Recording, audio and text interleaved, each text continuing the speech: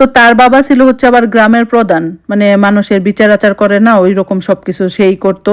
আর তাছাড়া তাদের আর্থিক অবস্থা আমাদের থেকে অনেক বেশি ভালো ছিল, যার কারণে সে বলার পরে আমরা খুব অনায়াসে বিশ্বাস করে নিলাম যে না, তার বাবা হয়তো চায় না যে আমি তার ছেলের বউ হই। তো যাই হোক, সে তখন আমাকে অনেক বোঝানোর চেষ্টা করলো যে দেখো, আমার বাবা মা রাজি না হলে কি, আমি তো তোমাকে অনেক পছন্দ করি, আমি তো তোমাকে ভালোবাসি, আমি তো তোমাকে বিয়ে করতে চাই, তো চলো বিয়ে টিয়ে করে ফেলি, একসময় দেখবা একসময় না একসময় আমার বাবা ঠিকই মেনে নিবে।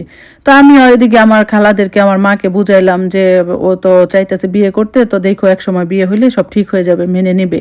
তো তারপরে মা, খালারা, মামারা সবাই মিলে বসলো, বসার পরে সিদ্ধান্ত নিলে যে আচ্ছা ঠিক আছে। তো তারপর ও যেখানে কাজ করে, জব করে আর কি, তো ওইখানে যায় খোঁজ টোজ নিল, তো সবাই বললো যে না, ছেলে ভালো।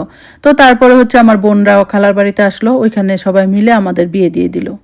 তো বিয়ের পরে হচ্ছে ও আমার খালাকে বললো যে খালা 1 মাসের মতো ওরে রাখেন, তো 1 মাস পরে আমি যখন বেতন পাবো আমি বাসা ভাড়া টাড়া করে তারপর ওকে নিয়ে যাব। তো ওই কথা মতো আমিও 1 মাসের মতো খালার বাসায় থাকলাম।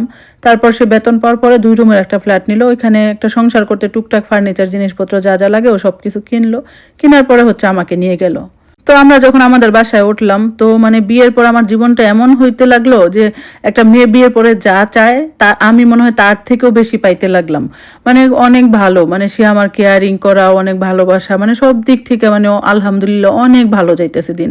তো এত ভালো সময় কাটতেছে যে ওরে নিয়ে আমি কোনো কিছু ভাববো, ভুল বুঝাবুঝি বা চিন্তা ভাবনা করবো ওই রকম সময়ই ছিল না। মানে আলহামদুলিল্লাহ আমাদের সময় খুব ভালো যাইতেছিল। তো এইভাবে কাটতে লাগলো। তো তারপরে বিয়ের পরে যখন প্রথম ঈদ আসলো, তো ঈদে এখনো বলতেছে তোমাকে ঢাকায় একা কিভাবে রেখে যাব, তো চলো তোমাকে তোমাদের বাড়িতে রেখে আমি আমাদের বাড়িতে যাব। তবে এই ব্যাপারটা আমার ভালো লাগতেছিল না, কিন্তু কি আর করার, তারপরে গেলাম। তো ও হচ্ছে বাজার টাজার করে আমাকে আমার বাপের বাড়িতে আমার মায়ের কাছে রেখে যায়, ও ওর মতো যায়। তারপর আমরা ঈদ টিদ করে আবার ঢাকায় চলে আসি। তো এরপর থেকে হচ্ছে যত ঈদ আসে আমি আর কখনো গ্রামে যাই না। ওর সাথে ওকে বলি যে ঠিক আছে, তুমি যেহেতু বাবা মার ছাড়া ঈদ করতে পারবে না, তো তুমি যাও, আমি ঢাকায় থাকবো, আমি যাব না। তো যাই হোক, এভাবে চলতে থাকে। তো মানে একটা ব্যাপার আমার মাথায় সবসময় ঘুরপাক খায়, তো ও হচ্ছে প্রতি মাসেই ওর গ্রামে যেতে হতো, মানে প্রত্যেক মাসে। তো ঢাকায় যারা চাকরি করে তারা কিন্তু সব সময় চাইলেও প্রত্যেক মাসে যেতে পারে না, 2-1 মাস পরেও যায়, কিন্তু ওর না, প্রত্যেক মাসে একবার যেতেই হবে। তো আমি যদি জিজ্ঞেস করতাম বলতো যে আমার বাবা মাকে ছাড়া ভালো লাগে না, আমাকে ওদের কাছে যেতে হবে, দেখতে হবে। তো ঠিক আছে, কিন্তু বাড়িতে গেলে যেই 3-4 দিন থাকতো ও আমার সাথে কোনো যোগাযোগ করতো না, ফোন করতো না, মানে বিশেষ প্রয়োজন হলে একটা মেসেজ দিত। আবার আমি মেসেজ দিলে কোনো রিপ্লাই টিপ্লাইও দিত না। তো এইগুলো জাস্ট ওই বাড়িতে যে 3-4 দিন থাকে ওই 3-4 দিন, আর ঢাকায় যখন আসে তখন সব ঠিকঠাক। তো এই জন্য আমি আর এটা নিয়ে বেশি কোনো সন্দেহ টন্দেহ করি নাই, ভাবছি যে হয়তো গ্রামে গেলে এরকম করে। তো এইভাবে চলতে থাকে। তো এদিকে ও কিন্তু আবার আমাকে আমার পড়াশোনাটাও কন্টিনিউ রাখে, আমাকে পড়াশোনা করায়, সব দিকে আমাকে ভালো রাখছে। তো এই জন্য অন্য কোনো বিষয় নিয়ে সন্দেহ করার মতো আমার ওই রকম প্রশ্নই আসতো না যে নাও তো সবই তো ঠিক আছে। তো যাই হোক, আমি যেহেতু বিয়ের পর থেকে পড়াশোনাও কন্টিনিউ ছিল, তো আমি বাচ্চা কাচ্চা নেই। তো যখন বিয়ের 2.5 বছরের মতো হয়ে গেল তখন হচ্ছে আমি কনসেপ্ট করি। তো আল্লাহর রহমতে আমার একটা ছেলে সন্তান হয়। তো আমার ছেলের যখন 1.5 বছর বয়স, তখন হচ্ছে ঈদে, এখন ও হচ্ছে আবার ঈদে বাড়িতে যাবে। তো আমাকে বলতেছে যে চলো, তুমি কিভাবে বাচ্চা নিয়ে একা একা থাকবে, তোমার মায়ের কাছে চলো, তোমার ভালো লাগবে। তো আমি ভাবলাম যে ঠিক আছে, জীবন তো ভালোই চলতেছে, তো যাই, ছেলেকে নিয়ে মায়ের কাছে যাই, ও ওর মতো বাড়িতে ঈদ করে আসুক। তো আমরা ঈদের জন্য গেলাম। তো ওই দিনাজপুর স্টেশনে যখন নামলাম তখন ও বলতেছে চলো তোমাকে কিছু বাজার টাজার করে দেই, বাড়িতে নিয়ে যাও। তো বাজার টাজার করে রিক্সা দিয়ে ও আবার ওর ছেলেকে কুলে নিয়ে আদর টাদর করতেছে। তো গ্রামে কিছু মানুষ থাকে না যে দেখবেন যে বিপরীত পক্ষ, মানে আমাদের শত্রু পক্ষ থাকে না, যে হ্যাঁ হ্যাঁ ভালো হয়ে চায় না, ওর নামে ও পেস লাগাইতে চায়, এইরকম ওর একটা চাচাতো ভাই নাকি ওর মানে দেখছে, আমাদের দেখছে গাড়িতে রিক্সার মধ্যে, দেখে ও হচ্ছে বাইকে করে পিছন পিছন আমরা কোথায় আসতেছি, কোন বাড়িতে যাইতেছি, কোন বাড়ি থেকে বের হইতেছি, তো একদম পিছন পিছন এসে সব দেখে যায় ওরে। তো বাড়িতে আসার 2 দিন পরে ঈদ হয়। ঈদের পরের দিন ওই লোকটা আবার আমাদের বাড়িতে আসে। তো আমি হচ্ছে ঘরের মধ্যে ছিলাম, আর মা আমার বাচ্চাটাকে নিয়ে বাইরে বসেছিল। তো মাকে বলতেছে যে আচ্ছা, ওই দিন যেই মানুষটা আপনার মেয়েকে নিয়ে আসছে বা বাচ্চাটাকে নিয়ে আসছে, উনি আপনাদের কে? তো মা তো সহজ মনে বলে দিয়েছে যে আমার মেয়ের জামাই। তো এটা আমি বলে দিতাম যে এটা আমার হাজবেন্ড। তো তখন হচ্ছে ওই লোকটা বলতেছে যে আপনার মেয়ের জামাই কি অমুক বাড়ির ছেলে না? তো আমার মা বললো হ্যাঁ। তো বলতেছে ওর তো বউ আছে, বাচ্চা আছে, ছেলে আছে, মেয়ে আছে, তো আবার আপনার মেয়েকে কেন বিয়ে দিলেন? এই কথা শোনার পরে তো আমার মা সেই কান্নাকাটি, এটা কি বললো, লোকটা এই কথা বলে চলে যায়। তো আমি তো প্রথমে বিশ্বাস করতে চাই না, আমি আমার হাজবেন্ডকে বারবার কল দিতেছি, সে তো কলও রিসিভ করে না। তো সে বাড়িতে আসলে তো নর্মালি আমার সাথে যোগাযোগই করে না।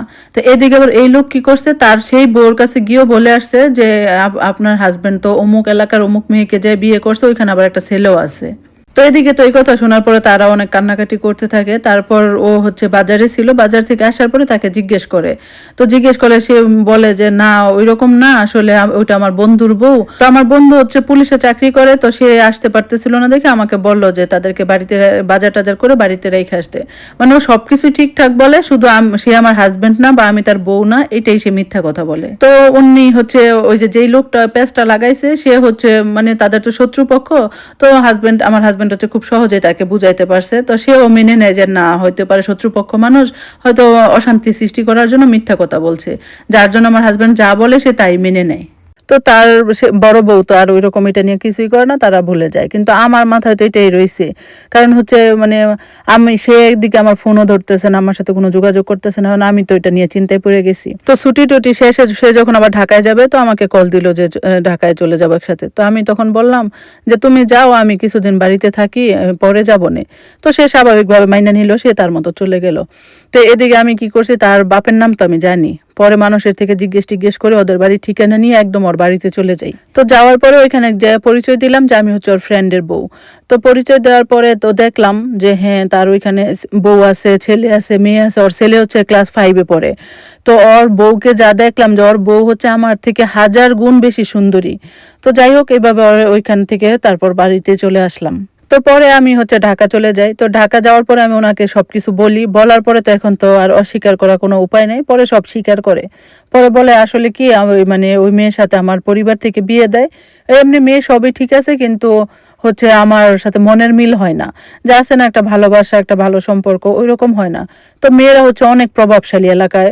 তো মেয়েদের এত প্রভাবশালী যে মেয়েদের টাকা পয়সা দিয়ে ওই বাড়িতে, ওদের বাড়িতে বাড়িঘর করে দেয়, মেয়েদের টাকা দিয়ে ও এখন যেই জবটা করতেছে ওই জবটা ওই বউর বাপের বাড়ির টাকায় জবটা পায়। মানে মানে বুঝতেই তো পারতেছেন যে মেয়েরা কতটা প্রভাবশালী, মানে অনেক টাকা পয়সার কোনো কিছুর অভাব নাই মেয়েদের। আর এই মেয়েটা হচ্ছে তার বাবার বন্ধুর মেয়ে, তো যার কারণে তারা বিয়েটা ঠিক করছে, পরে সে বিয়ে করতে বাধ্য হয়েছে। তো পরে এগুলো শোনার পরে আমি তো অনেক কান্নাকাটি করলাম। তারপর আমি বললাম যে তাহলে আপনি আমাকে বিয়ে করছেন কেন? তো পরে সে বলে সে আমার চোখ দেখে আমাকে পছন্দ করছে, তো আর আমার কাছে থাকলে সে যে শান্তি পায়, যে ভালো লাগে তার, এটা তার আগের ওই বউর কাছে লাগে না। তো এখন আমাকে বলতেছে দেখো তুমি এটা নিয়ে কোনো সিনক্রেট করো না, আমরা ভালো আছি, এইভাবেই থাকি। তো এখন আসলে আমি কি করবো এটা আমি বুঝতেছি না, আমি কি ওর কাছে থেকেই যাব নাকি ছেড়েই যাব, মানে আমি বুঝতেছি না। তো এটা নিয়ে আপনাদের কাছে একটু পরামর্শ চাইতেছি। তো আমি যেহেতু এখন জানছি তার আরেকটা বউ আছে, ওই বউ বাচ্চা টাচ্চা আছে, এখন আমি কি করব, মানে আমি কোনো সিদ্ধান্ত নিতে পারতেছি না। তো এদিকে আমার মা বোন সবাই বলতেছে যে সমস্যা নাই, সে তো তোকে ভালোই রাখছে, ওই মেয়ের সাথে তো কোনো সমস্যা হইতেছে না, তুই থাকতে থাক।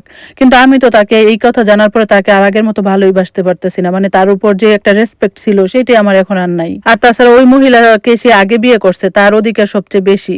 তো এখন আমি কি করব জানি না, আমার এইটার ভবিষ্যৎ কি হবে। তো যাই হোক, আপনারা সবাই আমাদের জন্য দোয়া করবেন, ভালো থাকবেন সবাই।